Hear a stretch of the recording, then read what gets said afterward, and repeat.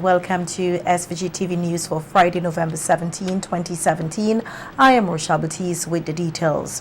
Government MP Saboto Caesar is strongly urging Vincentians to work together to ensure that this country prospers. Minister Caesar and newly appointed Minister of Finance Camelo Gonzalez were on SAR FM last evening in a show of unity in light of talks in some quarters about a rift between the two because of the recent cabinet reshuffle.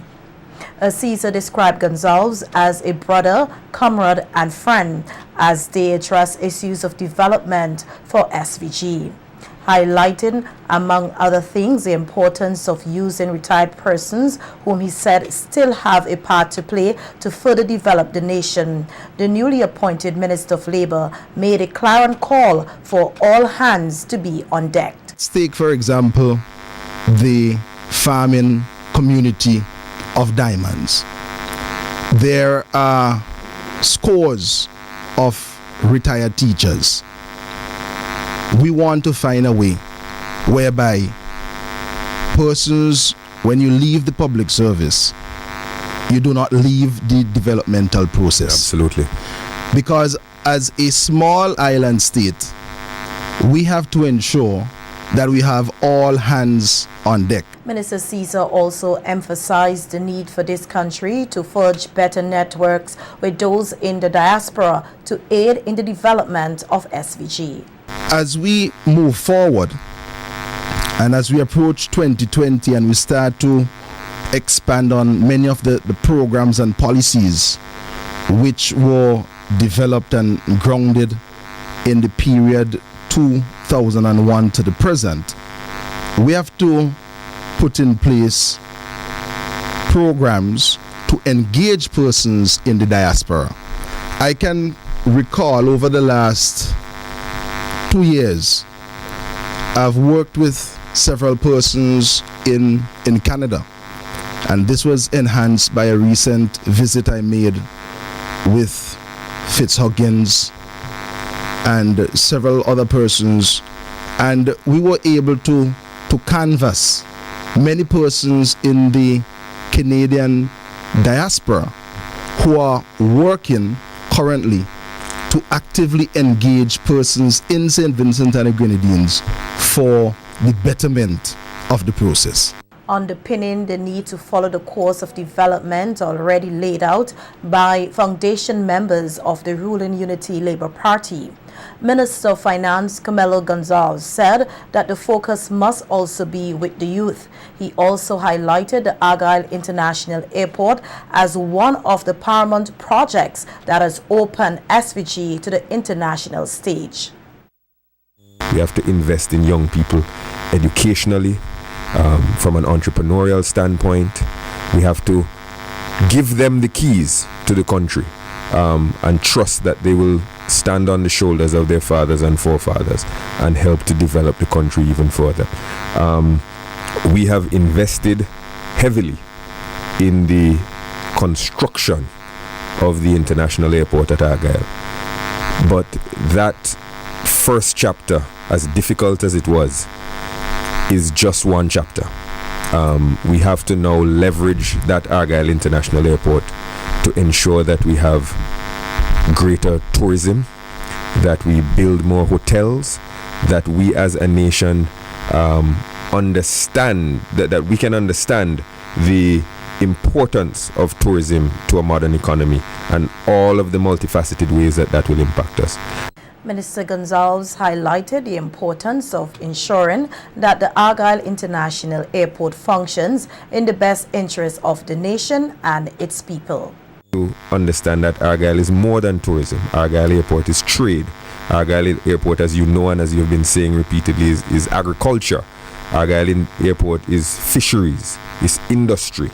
And we have to leverage all of the ways that Argyle can be a transformative force in the development of St. Vincent and the Grenadines, as well as the issue of energy, which we'll also touch on. Too much to do in 2 hours, but yes. But I think that the trajectory that we're traveling is one that has been ably set out, not only by the Prime Minister, but by this government and previous ULP administrations. the trajectory is set. It is for us to make sure that the journey is as smooth as it can be, and we use our limited resources as efficiently and wisely as we can. And former Prime Minister Sir James Mitchell is of the view that the dream and actualization of the Argyle International Airport has been a costly venture to this country. Sir James, who was on Boom FM recently, also expressed concern with the way in which the now defunct E.T. Joshua Airport is being treated as a place for fetes. He said that it is important to prioritize and economize by utilizing and improving things that function rather than discarding them for dreams which he believes could make a nation bankrupt. It's a matter of priority. Yeah, well, it's a question of what is the government's priority in dealing with the issues for the people. I can tell you that most of the resources in recent times have been spent on a dream. Realizing the dream was a big sign there, 4x8, you know, with a plane landing at Argyle. That was the dream being realized by Vincentian at home and abroad. And so what does that have to do with our lack of minimal resources given the economic times that we're in right now? Well, it's a dream of future things. We're hoping the dream will be fulfilled. You know, all I have to say is, you know, I remember we had a discussion with Vasi. You know, I'm a Huddersfield man. Yes. My hope and my memory of E.T. Joshua is now a fet place. The former leader of this country said he wished the Argyle International Airport the best. However, he noted that expensive dreams such as the AIA, which opened on February 14th this year, could be the demise of any government.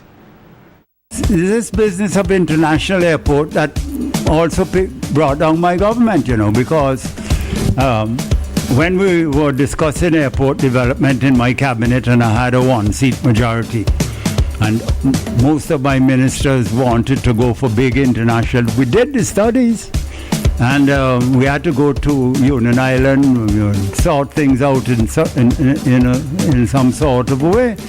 But nevertheless, as you remember the discussions they have, I wish Argyle all the best. But there are questions now. Should you be spending more on the police or in the police headquarters?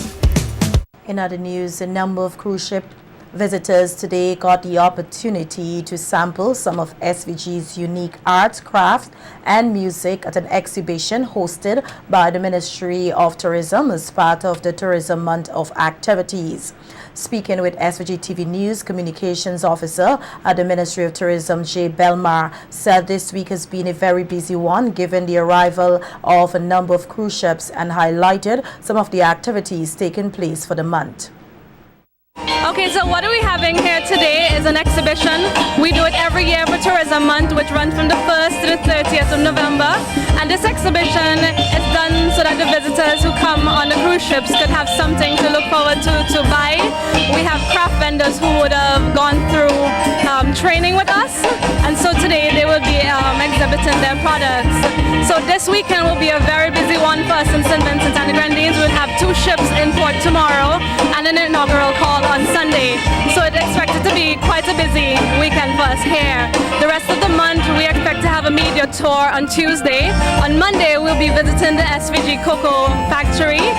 That's part of our initiative to get to know more about our product. And on the 2nd of December we culminate the month's activities with the awards and cocktail. So it seems people are having fun. It's really busy in Kingstown and we just hope that what we did today would be of a great advantage to our country. Belma added that the police band continues to be an attraction to the visitors, noting that craftsmen and women are able to benefit from such activities as well. No, well, every year we bring the police band because they are a big attraction. The visitors love to see the police band perform. We just have some new craft vendors who would have gone through training, working on their products, working on their labeling, on their pricing. So it seems to be working out for them today. Our news team caught up with some of the craftsmen and women at the exhibition. They highlighted what they had on display as well as expressed elation by the response from the visitors towards their products. And what we have here today is bone arrows and essential oil. Our bone arrows made from mabuya wood, and the bone arrow used in the Kalinago War. Our essential oil made from herb from rugged Rocky Mountain in St. Vincent. So that's why we're here doing today. We have plenty of visitors around from the cruise ship. So right now it's going very good. We hope that it continues for the day, and they're enjoying themselves. We have testers for the essential oil, and they're testing them, and they're buying. So we're glad for that. And each one tells the story of our Garifuna people, the whole history. I have it here presented to the world.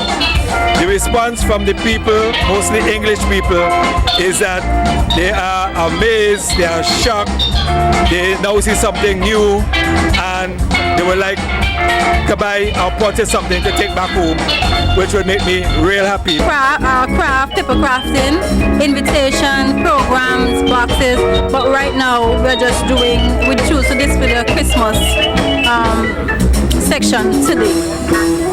So far it's been good.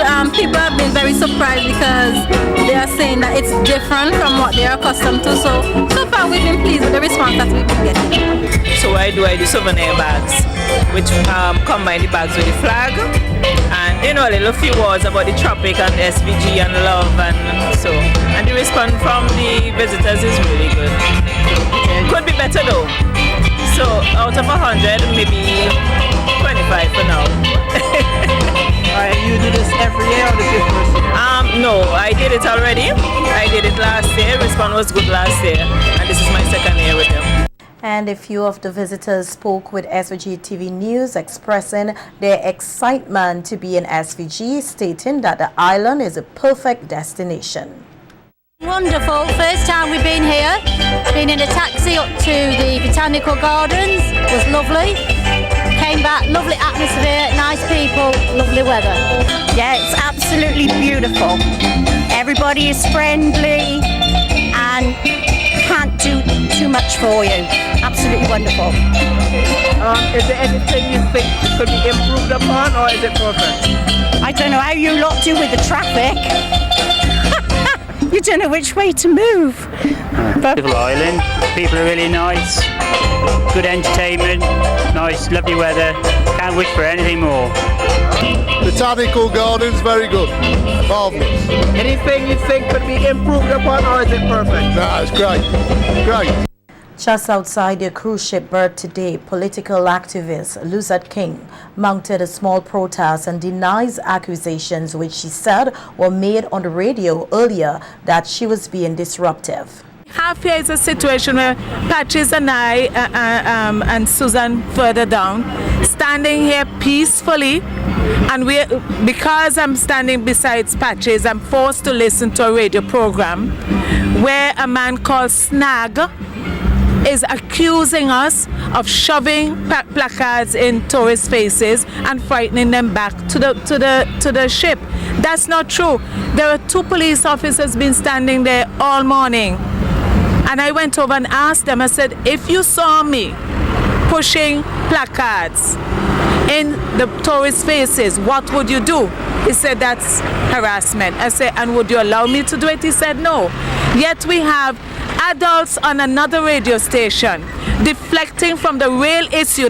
King says the protest coincides with the United Nations call for a 16-day of activism against gender-based violence, adding that her action will not stop. Haven't done any, all we do is stand up with a placard. And it's only 3 of us. Vincentians are so scared of, I don't know what it is, they're not coming out here. And let me tell you something. Patches and Susan in particular, especially Patches. While Patches is here, I know I am right. I am used to being in the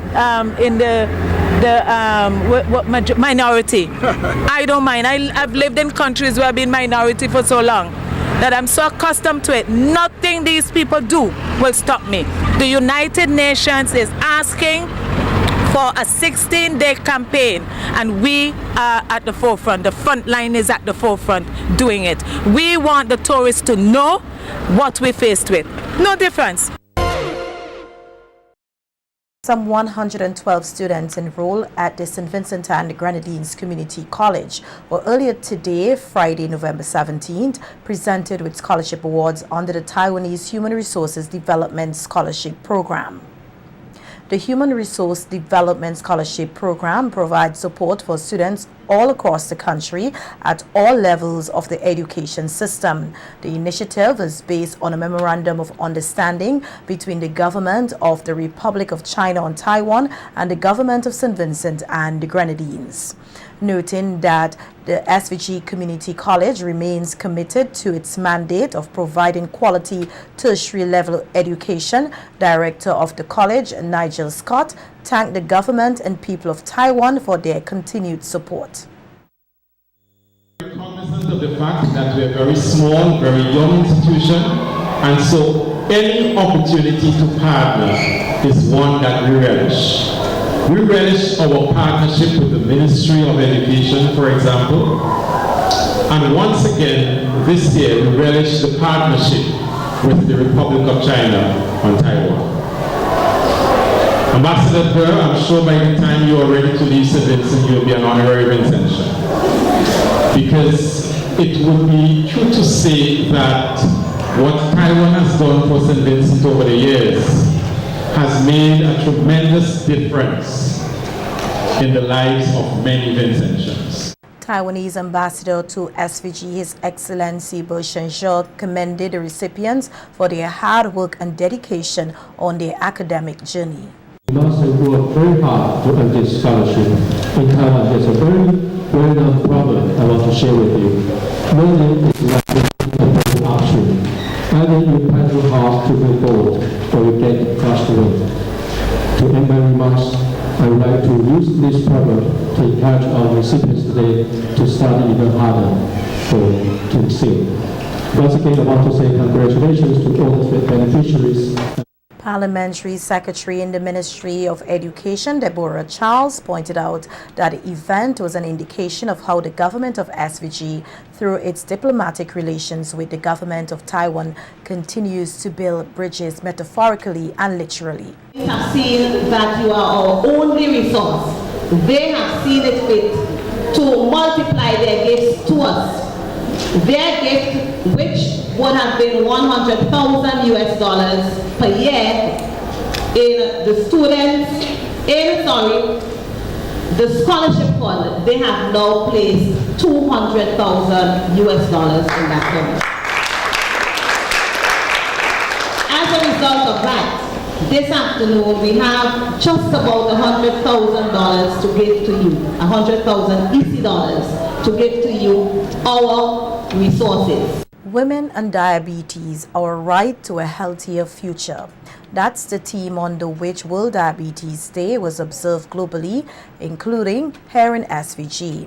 As part of efforts to strengthen its response to non-communicable diseases, NCDs, including diabetes, the Ministry of Health, Wellness and the Environment collaborated with the Diabetes and Hypertension Association to host a number of activities to commemorate this year's celebration. One such event was a women's conference held last evening at the Methodist Church Hall. Nikita Tony tells us more about the event in this report. Part of a week of activities to commemorate World Diabetes Day 2017, the Diabetes and Hypertension Association, in collaboration with the Ministry of Health, Wellness and the Environment, on Thursday evening, November 16th, hosted a women's conference at the Methodist Church Hall, discussing a number of issues relating to women and their health, particularly diabetes. One of the speakers at the event, health psychologist Dr. Giselle Miller, spoke on the psychological effects of diabetes. Notice the diagnosis of diabetes is a life event that has been likened to the experience of grief. Just as someone will grieve over the loss of a loved one, we realize that when persons are diagnosed with a chronic illness as diabetes, they also go through the grieving process for loss of health. When patients have a negative outlook, it is difficult for them to cope. It is difficult for them to make positive decisions that would, change the whole outlook of the illness in itself. Dr. Miller further outlined that a multidisciplinary approach must be taken by diabetics to keep their condition under control and that they must seek support when necessary. Part of the issue exists because as human beings we like to be in control. And one of the things that a lot of us believe is that sometimes we are invincible. Diabetes can bring you to your knees quite easily. It is very important that you understand that even as you are, dealing with this challenge, this illness, that you are not alone and that support is very important. So it is wise for persons to not sit by themselves and just simply think that is my illness and I have to deal with it on my own, but rather seek help, seek the support and be open to the help when it is offered. Gynecologist Dr. Camille Nichols provided guidelines on how diabetes can and should be managed during pregnancy. But some women do have diabetes, and this causes a challenge for us, and we need to be able to help these ladies when they become pregnant. The main thing is that it's a team approach. You want to get the dietitian on board, you want to get pediatrician, the patients really, if they're diabetic, you want them to get their eyes checked, kidneys checked. And we want to talk to them about the future in terms of trying to maintain their sugar levels. At the end of the day, what we're hoping is that she goes home with a healthy baby with little or no complications. The week of activities forms part of the efforts by the Ministry of Health, Wellness and the Environment to strengthen SVG's response to the rising scourge of NCDs, and ended today, Friday, November 17th, with free glucose screening in the vicinity of the Central Vegetable Market. Nikita Tony reporting for SVG-TV News. Boasting of having one of the largest general insurance portfolios here in SVG, Century Insurance Company earlier today launched a mobile app which it believes will significantly benefit customers. The company also observed today as Customer Appreciation Day. Chairman of the Century Insurance Board of Directors, Gwendolyn Russell, expressed appreciation to their valued customers and partners. She noted that the launch of the mobile app was necessary in the company's efforts to stay relevant in the changes in time, technology, and customer needs. We have had an app developed for our company, which will create the opportunity for the company to do its business electronically.